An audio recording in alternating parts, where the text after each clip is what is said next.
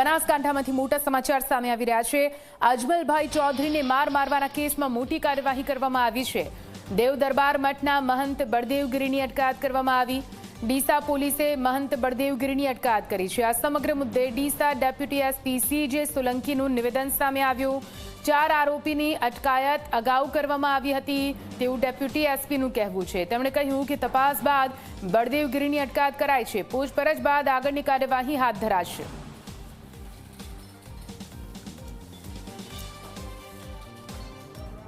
Thara police station જે ગુનો register થયેલો છે, જે ગુનાના તપાસના કામે અગાઉ 4 આરોપીઓની ધરપકડ કરવામાં આવેલ છે અને આજરોજ આ ગુનાના કામે ફરિયાદીની ફરિયાદ અને રજૂઆતને અન્વયે તેમજ જરૂરી પુરાવા અને નિવેદનોના આધારે મહંત શ્રી બળદેવનાથ બાપુનાઓની પૂછપરછ અને અટકાયત કરવામાં આવેલ છે।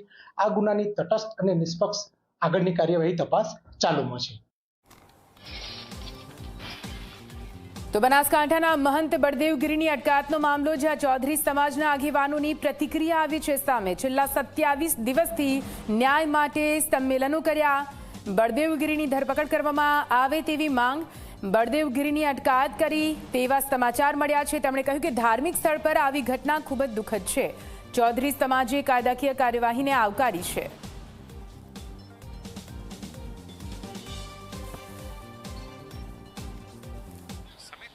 દાદર ગામના જે અજમલભાઈ ચૌધરી છે તેમના પર હુમલાના મામલે 27 દિવસ વીત્યા હોવા છતાં પણ જે મુખ્ય આરોપી છે તેની ઉપર ફરિયાદ નોંધવામાં આવે તેવી ઉગ્ર માંગ સમાજ દ્વારા કરવામાં આવી રહી છે। સ્થાનિક આગેવાનો આપણી સાથે જોડાયા છે। આપનું નામ શું છે અને આપની શું મુખ્ય માંગો છે? મારું નામ ભેમાભાઈ ચૌધરી, સામાજિક આગેવાન છું અને છેલ્લા 27 દિવસથી અમારી માગણી અમે સમાજ સાથે મળીને માગી રહ્યા હતા કે જે દેવ દરબાર મઠની અંદરના જે મહંતે જે કૃત્ય અમારા સમાજના આગેવાન સાથે આચર્યું છે એને લઈને અમારી માગણી છે। આખા ગુજરાતે આ ઘટના જોઈ છે। વારંવાર અમારી માગણી રહી છે કે જે આ કાવતરાખોર છે, જે મુખ્ય આરોપી જે છે, જેમને આ કૃત્ય આચર્યું છે, જ્યાં હજારો લોકોની શ્રદ્ધા જોડાયેલી છે, એવા મઠની અંદર આ કૃત્ય થાય તો એને 18 આલમે વખોડ્યું છે। 18 આલમની એક માગણી હતી કે ખરેખર આ ખોટું થયું છે અને આ ન્યાય મળવો જોઈએ અને એના ન્યાયના સંદર્ભમાં ચૌધરી સમાજે હંમેશા 27 દિવસથી એક આદર્શ સંઘર્ષની લડાઈ લડ્યો છે। આદર્શ રીતે કોઈ સમાજ વચ્ચેની કે સમાજ વિરુદ્ધની અમારી કોઈ લડાઈ નથી, કોઈ વ્યક્તિની વિરુદ્ધની લડાઈ નથી, કોઈ રાજકીય આગેવાનની વિરુદ્ધની લડાઈ નથી, કોઈ સરકાર વિરુદ્ધની લડાઈ નથી। અમારી લડાઈ છે ફક્ત ને ફક્ત ન્યાય માટેની લડાઈ છે કે ન્યાય મળવો જોઈએ।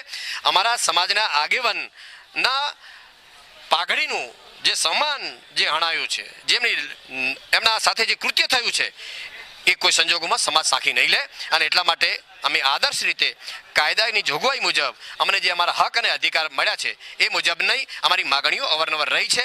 ગઈકાલે એસપી સાહેબ સાથે અને પ્રશાસન સાથે વાત થયા મુજબ અને સામાજિક અગ્રણીઓ સાથે વાત થયા મુજબ અને અમારી જે માગણીઓ હતી સ્વીકારશે અને આજે સમાચાર મળ્યા છે એ મુજબની એમની અટકાયત કંઈક કરી છે, પૂછપરછ ચાલી રહી છે।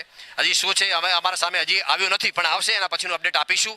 પરંતુ અમારી જે માગણીઓ હતી એ મુજબનું જો કાર્યવાહી થઈ છે તો એના પછીની અમારી ગુજરાતની એક સમિતિ પણ કમિટી બની છે અને કમિટીમાં વાત મૂકીશું અને કમિટી જે નિર્ણય લેશે એ આખરી નિર્ણય અમે જાહેર કરીશું। ચોક્કસ જે પ્રકારે ઘટના બની હતી એ સમયે તમે પોલીસમાં અરજી આપી હતી, એમાં કોના નામનો ઉલ્લેખ કરવામાં આવ્યો? એ લિખિતમાં અરજી પણ આપેલી છે, આપને પણ અમે મોકલેલી છે, પ્રશાસનને પણ મોકલી છે અને એની અંદર જે ઘટના ઘટી છે અને એના વિડીયો પણ ગુજરાતમાં અને તમામ મીડિયામાં એ અવેલેબલ છે। એ મુજબમાં જે ગુનેગારો છે એ ગુનેગારોને લાગતી વળગતી કલમો સાથેની કાર્યવાહી થવી જોઈએ। મુખ્ય આરોપી તરીકે જેમને અપહરણ કરાવ્યું છે, જેમને માર માર્યો છે એવા બળદેવનાથગીરી દેવ દરબાર મઠના મહંત છે, એ મુખ્ય આરોપી છે અને આજે એ સમાચાર મળ્યા છે અને જે પ્રકારે એસપી સાહેબે બધાએ કામગીરી કરી છે તે બદલ હું એમને અભિનંદન આપું છું અને આભાર પણ વ્યક્ત કરું છું કે છેલ્લા 27 દિવસ પછી પણ આ કાર્યવાહી કરી છે। ખાસ કરીને વાત કરવામાં આવે તો ધાર્મિક સ્થળો પર આ રીતની ઘટના કેવી રીતે તમે જુઓ છો? બિલકુલ અયોગ્ય છે। જ્યાં હજારો લોકોની શ્રદ્ધા જોડાયેલી છે ત્યાં હજારો લોકો આવતા હોય છે, હજારોની સંખ્યામાં મારી બેન દીકરીઓ ત્યાં આ મઠની મંદિરની અંદર આવતા હોય છે। પવિત્ર જગ્યા છે, ઓગણનાથજી ભગવાનની આ તપોભૂમિ છે અને ત્યાં હજારો સંતો ત્યાં રહી ચૂકેલા છે અને જ્યારે હવે તપોભૂમિ ઉપર એક સંત આ કૃત્ય કરાવતા હોય તો એને કોઈ સંજોગોમાં સાખી ન લે.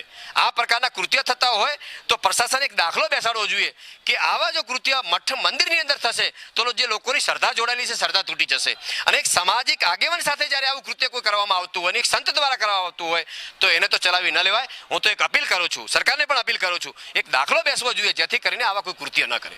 ખાસ કરીને 27 દિવસ જેટલો સમય લાંબો વીતી ગયો છતાં પણ જે મુખ્ય આરોપી તરીકે જે નામ છે તે લોકોની ધરપકડ થતી નથી, તો આ બાબતે પોલીસ પ્રશાસનને શું કહેવું છે? હું તો પ્રશાસનને વિનંતી કરું છું, કારણ કે ગુજરાતમાં કાયદાઓ બધા માટે સરખા હોવા જોઈએ. નાનો માણસ હોય કે મોટો માણસ હોય, કોઈ પણ હોય, એના ઉદાહરણો પણ આપણે અગાઉમાં જોયેલા છે. તો પોલીસ પ્રશાસને કોઈ સાવરવા ના જોઈએ, કોઈના દબાણમાં કામ ના કરવું જોઈએ. આજે 27 દિવસ સુધી અમારે ન્યાય માટે આ માગવું પડે, અપીલો કરવી પડે વારંવાર, અને વિડીયો અવેલેબલ છે.